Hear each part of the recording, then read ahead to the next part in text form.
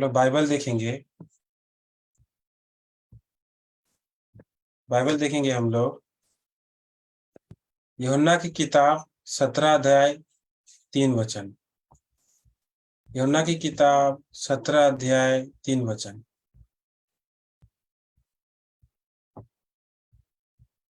मैं पढ़ूंगा।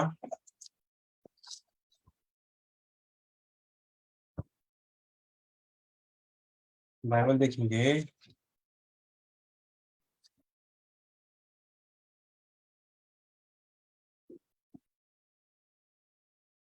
और अनंत जीवन यह है कि वे तुझे एक कि वे तुझ एकमात्र सच्चे परमेश्वर को और यीशु मसीह को जिससे तूने भेजा है जाने।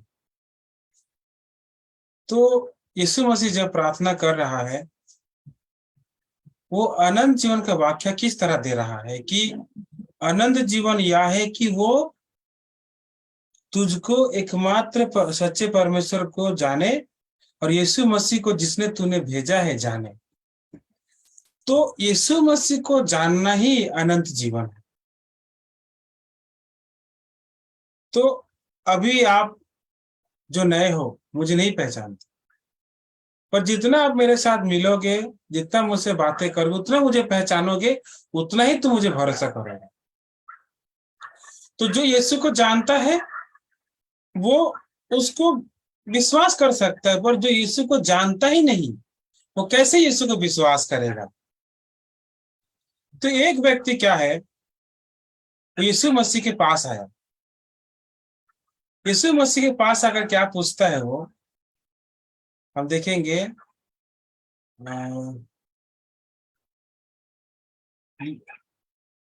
लूका की किताब 17 का 3 वो क्या बोलता है। लूका की किताब 10 का 25, सॉरी 10 का 25।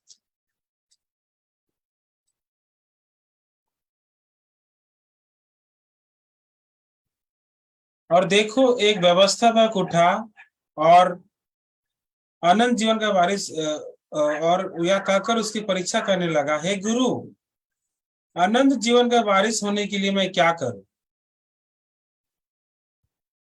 तो प्रभु उससे क्या बोलता है, उससे क्या सवाल करता है। प्रभु क्या बोला, अनंत जीवन पाने के लिए तुमको मुझको जानना पड़ेगा। पर इस व्यक्ति के मन में क्या ख्यालात है, अनंत जीवन पाने के लिए मुझे कुछ करना पड़ेगा। तो ये आज यीशु के पास आया और यीशु के पास वो अनंत जीवन की बातें वो सुनना चाहता है, परंतु उसका सवाल क्या है कि प्रभु मैं अनंत जीवन पाने के लिए मैं क्या करूं। मतलब डीप डाउन इसके मन में क्या मन है कि मुझे कुछ करना पड़ेगा तभी जाके मुझे अनंत जीवन मिल सकती है। तो 18 में क्या लिखा, चैप्टर 18 देखेंगे, लूका का 18 में देखेंगे, 18 का 18। किसी सरदार ने, हे उत्तम गुरु, क्या अनंत जीवन का अधिकारी होने के लिए मैं क्या करूं। यीशु ने उससे कहा, तू मुझे उत्तम क्यों कहता है, कोई उत्तम नहीं, केवल एक अर्थात परमेश्वर। तो जैसे वो अब यीशु के पास गया, यीशु क्या बोलता है, तू मुझे उत्तम क्यों कहता है, कोई उत्तम नहीं है एकमात्र परमेश्वर के सिवा। तो यीशु का फेलोशिप शुरू होता है जब वो अनंत जीवन के लिए सवाल करते हैं, कोई उत्तम नहीं एकमात्र परमेश्वर को छोड़ करके। अर्थात हे व्यक्ति, हे सरदार, तू उत्तम नहीं है। तो यीशु उसको साफ तरीके से ये समझाना चाहता है।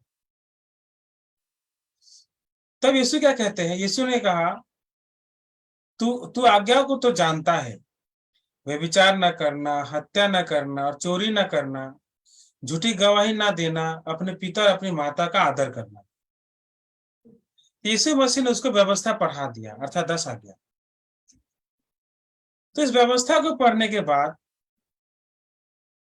वो क्या उत्तर देता है, देखिए। उसने कहा, मैं तो इन सब बातों को लड़कपन से ही मानता आया हूं। इसका मतलब क्या है? हाँ प्रभु, आप जो व्यवस्था बोल रहे हो ना, मैंने वो पालन कर दिया है ऑलरेडी।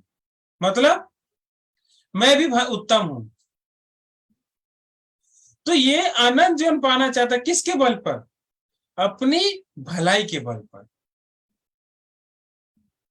तो ये देख के लग रहा है कि यीशु मसीह को सुनना चाहता है वो, देख के लग रहा है यीशु मसीह पीछा करना चाहता है वो। पर इसके मन में क्या है, इसके मन के अंदर क्या है कि मैं अनंत जीवन पाने के लिए मैं क्या करूंगा? क्या आप अनंत जीवन पाने के लिए कुछ करोगे, या फिर यीशु बोला अनंत जीवन यही है कि तुम मुझको पहचानो, तुम मुझको जानो। अगर मैं आपके पास आके कहता हूं, पकड़ लीजिए मैं यीशु हूं, सुनो, अनंत जीवन यह है कि तुम मुझको जानो, तो आपका प्रश्न क्या होगा? अच्छा, मैं आपको नहीं जानता। अच्छा, अनंत जीवन पाने के लिए मुझे और क्या जानना है आपके विषय में? यह सवाल होनी चाहिए, राइट? पर ये कैसा धोखा है इस इंसान के मन में जो क्या पूछता है, अनंत जीवन पाने के लिए मैं क्या करूं, मुझे क्या करना चाहिए? तो यीशु ने उसको व्यवस्था पढ़ा दी। उसको पहले ही कह दिया यीशु ने कि देखो, कोई भी उत्तम नहीं है। एक साथ बोलते हैं, कोई भी उत्तम नहीं है परमेश्वर के अलावा। तो हे इंसान, हे मनुष्य, तू उत्तम नहीं है। एकमात्र कोई सच्चा है वो परमेश्वर है। तो तू कुछ भी नहीं कर सकता है, ये पहले ही यीशु ने उसको उत्तर दे दिया था। पर इसके मन में क्या, डीप डाउन इसके मन में क्या है? What I have to do.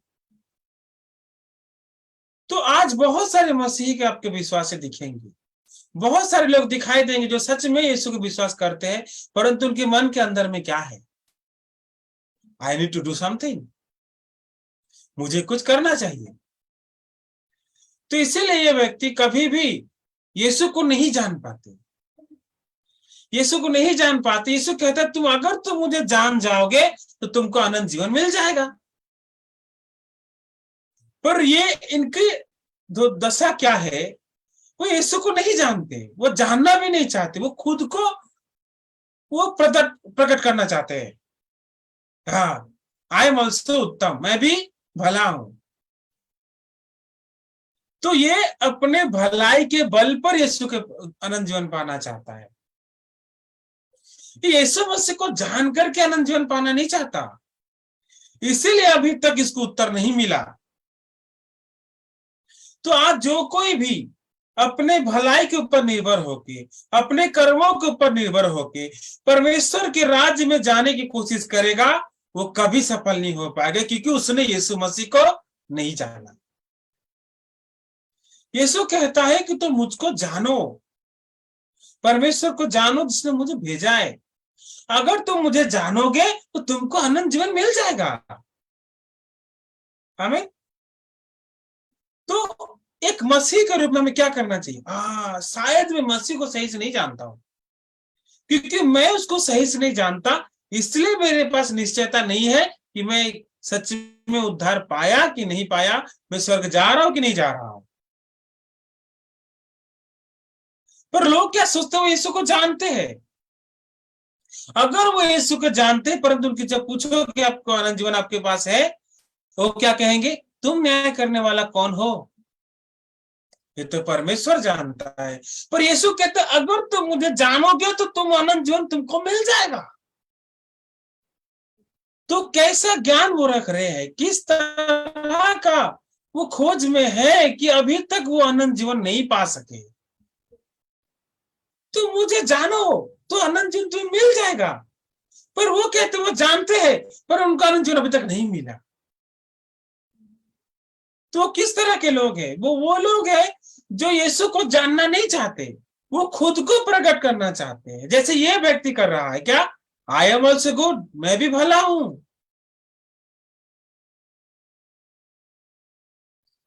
Bible में एक मशहूर व्यक्ति है, उस व्यक्ति का नाम है पौलुस, जो एक शास्त्री था, जो एक फरीसी था, जो व्यवस्था सिखाता था। तो उसने क्या किया, वो जब सच में व्यवस्था को सुना, वो उसके पीछे चलने का भी कोशिश किया। तो कोशिश करने के बाद उसको क्या उत्तर मिला, देखिए। अगर हम देखते हैं रोमियो की किताब 3 अध्याय 3 का 9 से पढ़ेंगे। तो फिर क्या हुआ, क्या हम उनसे अच्छे हैं? कभी नहीं, क्योंकि हम यहूदियों को और यूनानियों को दोनों पर दोष लगा चुके हैं कि वे सबके पाप के वश में हैं। क्या हम अच्छे हैं? कदापि नहीं। क्या हम भले हैं? कदापि नहीं, ये बाइबल कहती है। फिर आगे क्या बोलती है, सब के सब पाप के वश में है। पर यह व्यक्ति क्या कहता है, I am not under the scene, I am already above the scene. मैं अभी पाप के अधीन में नहीं हूं यीशु, इसीलिए मैंने व्यवस्था पालन कर दी। तो ये यीशु के पास आया अनुजन पाने के प्रति, इसका मन कहां पर है? इसका मन ऊंचा है। तो पौलुस क्या कहता है, कोई धर्मी नहीं, एक भी नहीं, कोई समझदार नहीं, कोई परमेश्वर खोजने वाला नहीं, सब भटक गए हैं, सबके सब निकम्मे बन गए, कोई भलाई करने वाला नहीं, एक भी नहीं। उनकी गला खुली हुई कब्रें, उन्होंने अपने जीवों से छल किया है, उन होठों में सांपों का विष, उनका मुंह शराब और कड़वाहट से भरा है, उनके पांव लहू बहाने की फुर्तीले हैं, उनके मार्गों में नाश और क्लेश है, उन्होंने कुशल का मार्ग नहीं जाना, उनकी आंखों के सामने परमेश्वर का भय नहीं है। तो क्लियरली क्या कह रहा है, कोई धर्मी नहीं, एक भी नहीं। हाँ, मैं ऐसा व्यक्ति हूं जो धर्मी नहीं है, मैं ऐसा व्यक्ति हूं जो खुद से धर्मी नहीं बन सकता। ये उसका मन होना चाहिए ना। तब वो यीशु को जानने की कोशिश करेगा कि यीशु तो कैसे मुझे धार्मिकता देगा ताकि मैं अनंत जीवन पा सकूं। पर यह व्यक्ति अपने आप को प्रूफ करने में लगा हुआ है कि I am, whether I am like this, but any how I am good, मैं अच्छा हूं। प्रभु बोलते कोई अच्छा नहीं है, नहीं मैं अच्छा हूं। तो यह व्यक्ति के मन में क्या है, ये क्या प्रभु से दया पाना चाहता है? ये प्रभु के सामने क्या दया पाने के मन से खड़ा है? नहीं है, वो नहीं है। तो ये अपने आप को प्रकट करना चाहता है, वो यीशु को प्रकट करना नहीं चाहता, यीशु को जानना नहीं चाहता। इसकी वजह से अभी तक ये पापी रह गया, अनंत जीवन का मार्ग उसको पता ही नहीं चला, वो चला गया दूर। क्या वो यीशु के साथ रहा? वो यीशु बोला तू भला नहीं है, तू जन्म से ही पापी है, तेरा कोई चारा नहीं है, देख आगे ऐसे कह तू कर सका? तो उसको मान लेना चाहिए, हाँ प्रभु मैं तो नहीं कर सका, प्रभु मैं क्या कर सकता हूं? प्रभु मैं जानना चाहता हूं कि तू मेरे लिए क्या रास्ता बनाया है। तो इसके मन में न्याय आना चाहिए ना, आई एम नॉट गुड, प्रभु पहले ही कह दिया कोई भला नहीं है। तो बहुत सारे लोग आज भी मसीह को विश्वास करते हैं इस विचार से कि यीशु उनका विचार करने वाला है, इसीलिए वो आज्ञा पालन करने की कोशिश कर रहे हैं। और यीशु का विचार करने आया, यीशु बोला तुम मुझको जानो, तुमको अनंत जीवन मिल जाएगा। आपको उसको जानना है सटीक तरीके से, क्या क्यों वो जन्मा, क्यों वो मरा, क्यों वो जी उठा। अगर आप इस सटीकता से जानते हो तो आपको सच में पता चल जाएगा यीशु मसीह अक्सर आया ही क्यों, वो क्यों जन्मा इस जगत में। मत्ती 1:21 क्या कहती है, हम देखेंगे एक बार। मत्ती 1:21, वह पुत्र जनेगी तो उसका नाम यीशु रखना, जो अपने लोगों को उनके पापों से उद्धार करेगा। वो अपने लोगों को उनके पापों से उद्धार करेगा। उनके लोग कौन है? हम लोग हैं। तो हमें उद्धार करने के लिए यीशु आया है। क्या विचार करने के लिए आया है? क्या न्याय करने के लिए आया है? वो हमारे उद्धार करने के लिए आया, क्योंकि हम ऑलरेडी डूब रहे हैं। हमारा जन्म ही आदम के बीच में हुआ, हम धर्मी होके नहीं जन्मे, हम नरक जा रहे हैं। तो हमको बचाने के लिए यीशु मसीह आया है। आमीन। हमारा न्याय करने के लिए नहीं आया। जब हमने जन्मा न्याय हो चुका है। तो वो हमको उद्धार करने के लिए आया है, वो आपको उद्धार करने के लिए आया है, न्याय करने विचार करने नहीं आया। क्या उसको पता नहीं है क्या आप किस तरह के हो, आप सारा दिन कैसे जीते हो, किस तरह की गलती आप करते हो, कैसे आपका मन है, किस तरह से आपका मन चलता है, कैसे आपकी जिंदगी है, सब कुछ जानता है यीशु मसीह। उसको अलग से बताना नहीं पड़ेगा, ही नोज एवरीथिंग। पर हम सोचते हैं कि यीशु मसीह अलग है, हमको वो न्याय करेगा। वो पहले से जानता है आपका हेड टू टो। क्यों आप एक्टिंग कर रहे हो आई एम गुड? नो, जो आपका रूप है वो रूप लेके आओ। यीशु, मैं सच में एक भी आज्ञा पालन नहीं कर सका प्रभु, इतना पवित्र आज्ञा मैं कैसे पालन कर सकता हूं? मैं तो पाप का पुलिंदा हूं प्रभु, मैं क्या कर सकता हूं? प्रभु मुझे मुझे बताओ मार्ग तुम, मैं तो कुछ नहीं कर सकता प्रभु। मैंने सुना है कि आप पापों की क्षमा करते हो प्रभु, मुझे अपने बताओ, आपने कैसे मेरे पापों को क्षमा किया है प्रभु? कैसे आपने मेरे पापों की क्षमा के लिए मार्ग बनाया? कैसे आपने मेरे लिए स्वर्ग का रास्ता खोला प्रभु? मुझे बता दो थोड़ा। ये उसका सवाल होना चाहिए था, राइट? प्रभु आप मेरे उद्धार के लिए क्या करोगे प्रभु? आपने क्या किया है प्रभु? प्रभु आपने मेरे पाप कब उठा लिए प्रभु? ये उसका सवाल होना चाहिए। प्रभु अनंत जीवन पाने के लिए मैं क्या करूंगा उत्तम गुरु? उसका सवाल का कोई मतलब है? जो कोई भी ऐसा मन करके रखा है कि अनंत जीवन पाने के लिए मुझे कुछ करना पड़ेगा, वो जरा सा धोखा खा चुका है अपने मन से। तो हम आगे बाइबल देखेंगे क्या लिखा है, रोमियो यूहन्ना 3:17।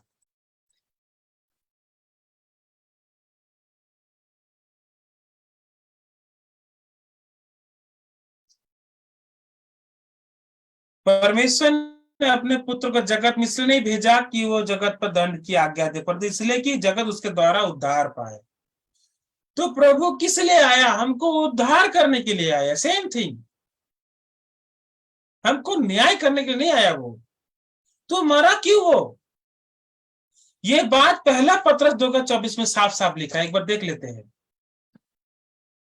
पहला पत्रस 2:24, वो आप ही हमारे पापों को अपनी देह पर लिए हुए क्रूस पर चढ़ गया, जिसे हम पापों के लिए मरकर धार्मिकता के लिए जीवन बिताए, उसी के कोरे खाने से हम चंगे हुए। तो वो हमारे पापों को अपने देह पर लेकर के मर गया, ताकि हम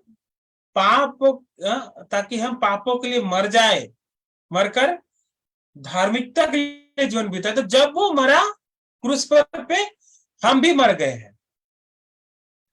जब यीशु मरा हम भी मर गए। महावीर लोहार जो है, जिस दिन यीशु क्रूस पे मरा, महावीर लोहार का भी डेथ सर्टिफिकेट उसी दिन बन गया। तो पापी महावीर उस दिन खत्म। आमीन। तो वो जब मरा है, आप भी जो जन्म से पापी हो, आप भी उसके साथ मर चुके हो।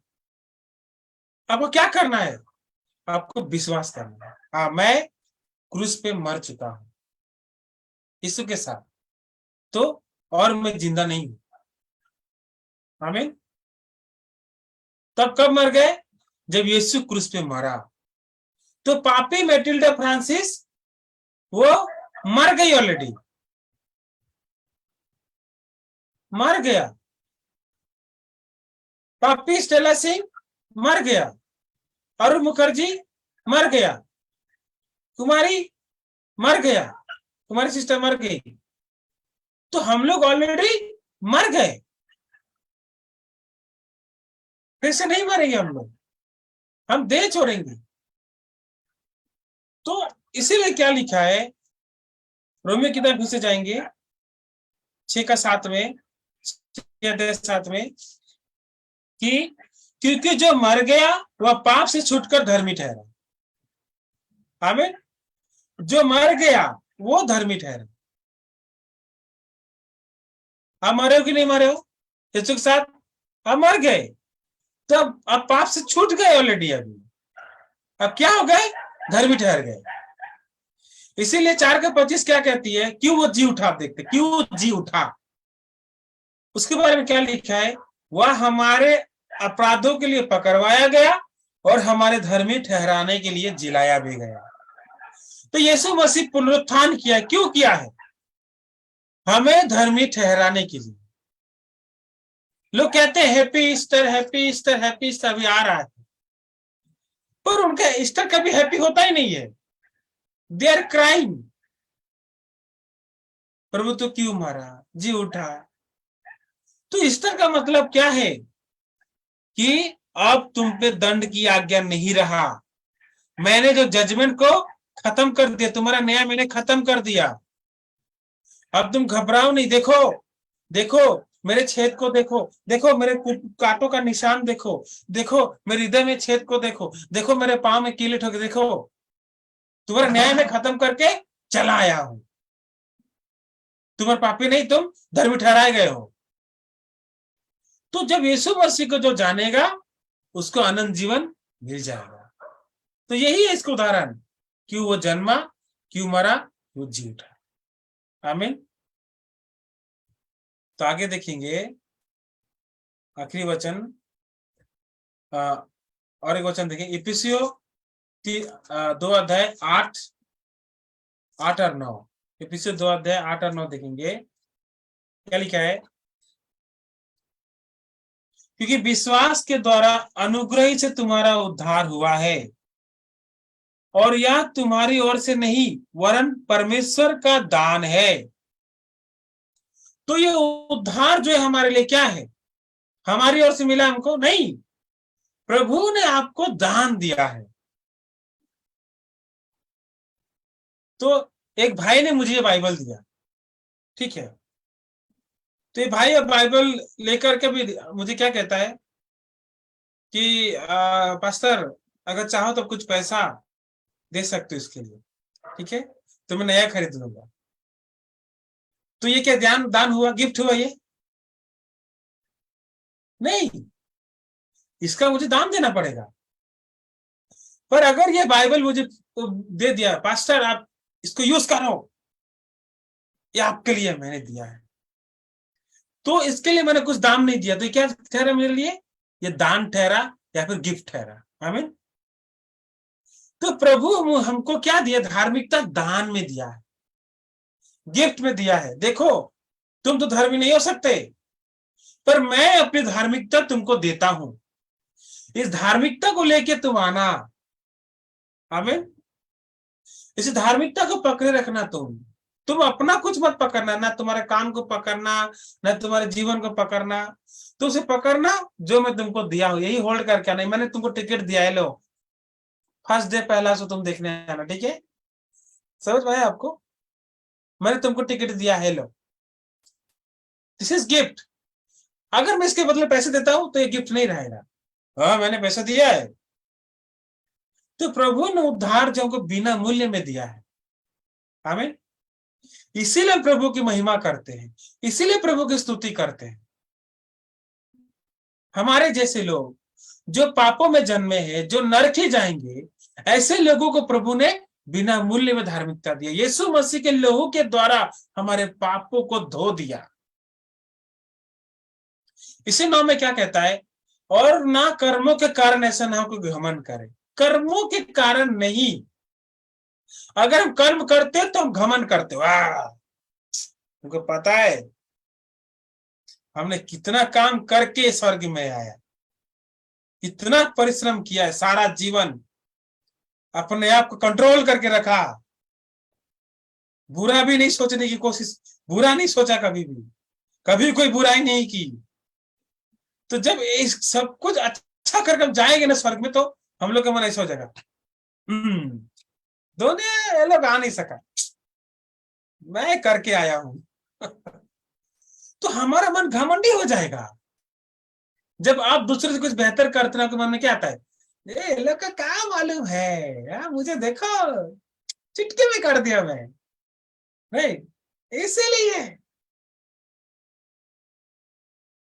तो हम अगर कुछ करेंगे तो घमंडी बन जाएंगे। तो प्रभु घमंडी को क्या पसंद नहीं करता, वो दीन को पसंद करता है।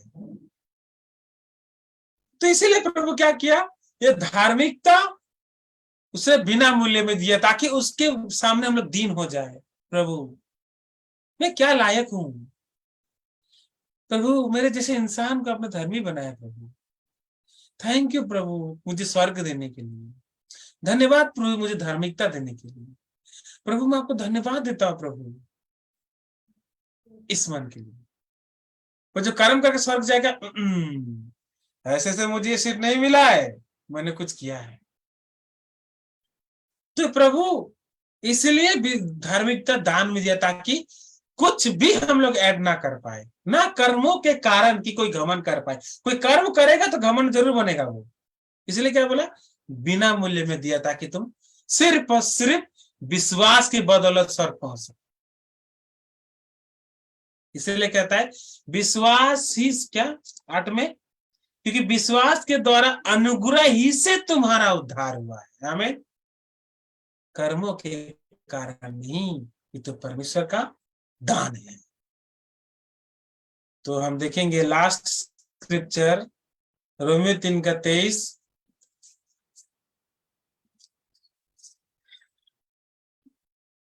इसलिए कि सबने पाप किया है और परमेश्वर के महिमा से रहित है।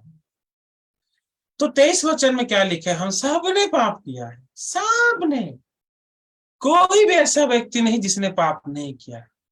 A to Z every person, यहां तक कि एक भी नहीं ऐसा व्यक्ति नहीं जो नहीं किया।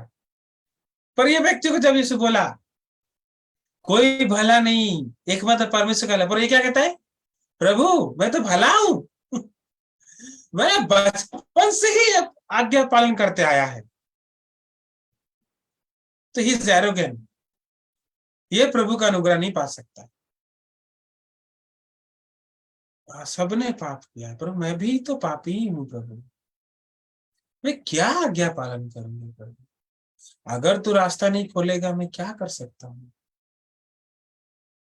प्रभु मेरा मार्गदर्शन करे, ये मन होना चाहिए ना।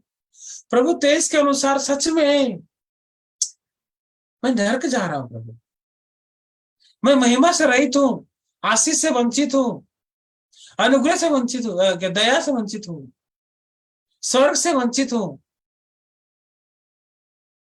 मैं क्या आज्ञा का पालन करूंगा, मैंने कुछ नहीं कर सका प्रभु, मैं आपको जानना चाहता हूं, ये मन होना चाहिए ना। पर मन नहीं था उसके पास। ये सब में वो आदमी भी है, यीशु मसीह रोमियो 3:23 उसको पढ़ाया, कोई भला नहीं एकमात्र परमेश्वर का अलावा। तो क्या करके स्वर्ग जाएगा, तू क्या करके अनंत जीवन पाएगा, नहीं कर सकता। इसलिए तुम मुझको पहचानो कि मैंने तुम्हारे लिए क्या किया है। देख मैंने तेरे पापों को अपने आप पर उठा लिया और मैं तेरे पापों के लिए बलिदान होता हूं और मेरे बलिदान के द्वारा तेरे पाप सारे धुल जाएंगे। आमीन। आज भी यीशु ही कहना चाहता है। आज बहुत सारे व्यवस्थापक, बहुत सारे ऐसे लोग हैं जो सोचते हैं कि अनंत जीवन पाने के लिए हम क्या करेंगे, कुछ नहीं करना पड़ेगा, अब यीशु को जानिए आपको अनंत जीवन मिल जाएगा। इसे 24 में क्या कहती है, यहाँ पे यीशु है देखिए, परंतु उसके अनुग्रह से छुटकारे के द्वारा जो मसीह यीशु में है सेंतमेंत धर्मी ठहराए जाते हैं। तो 24 यहाँ पे यीशु मसीह अपना को दिखा रहे, देखो हाँ तुमने पाप किया है, तुम नरक जा रहे हो, परंतु देयर इज ऑप्शन।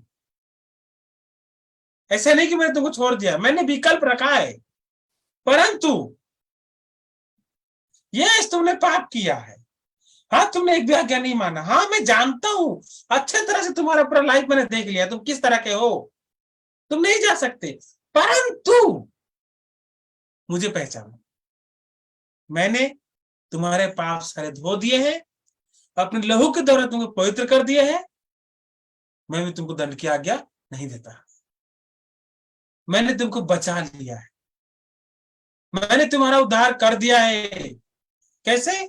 उसके अनुग्रह से, उस छुटकारे के द्वारा मैंने तुम्हारा छुटकारा कर दिया है। जो मसीह यीशु में है सेंट मैन धर्मी ठहराए जाते हैं। आमीन। यीशु मसीह उसको भी यही बोलना चाहता था, तू सेंट मैन धर्मी है, पर तू नहीं जानेगा तो असली में है कौन, तो कैसे तू इसकी कीमत को पहचानेगा। तो ये व्यक्ति का अच्छाई, ये व्यक्ति की भलाई क्या कर दी, यीशु से उसको दूर कर दिया। पापी यीशु के करीब आते हैं, दूर नहीं जाते। पर ये जन्मा था तो पापी, पर मन से कभी पापी नहीं बना, इसलिए वो उद्धार नहीं पाया। हमें 24 उसकी जिंदगी में क्यों नहीं आया, क्योंकि 23 को मानता ही नहीं कि वो है, मैं भला हूं। अगर वो 23 को विश्वास करता तो 24 भी उसकी जिंदगी में घट जाता। हमें तो हम लोग भी 23 में अटक के प्रार्थना करते हैं पापी है, दूसरा दिन फिर हम अच्छा सा रेस लगा के आते, फिर कहते हैं पापी है, फिर तीसरा रेस लगा के आते, फिर कहते हैं पापी है। तो हमने अपने ऊपर निर्भर होकर 23 को विश्वास किया। पर प्रभु क्या बोला, तू पापी है, तू आशीष नहीं मिलेगा, तुमको स्वर्ग नहीं मिलेगा, तू कुछ करवे तो कोई फायदा नहीं है, already you born as a sinner. तो इसीलिए प्रभु क्या किया, हमको आत्मा से नया जन्म दिया, यीशु मसीह के द्वारा नया जन्म दिया 24 में। क्या तुम धर्मी हो, आई बीकेम ऑप्शन फॉर यू, मैं तुम्हारे लिए विकल्प ठहरा हूं। मुझे विश्वास करोगे तो जरूर अनंत जीवन दिखाऊंगा, क्योंकि मैं तुमको विचार करने नहीं आया, तुमको उद्धार करने आया, और मैंने तुमको उद्धार कर दिया है। आमीन। तो सच में उम्मीद करता हूं आप भी इन तरह के व्यक्तियों की तरह आप धोखा मत खाना। जितना ही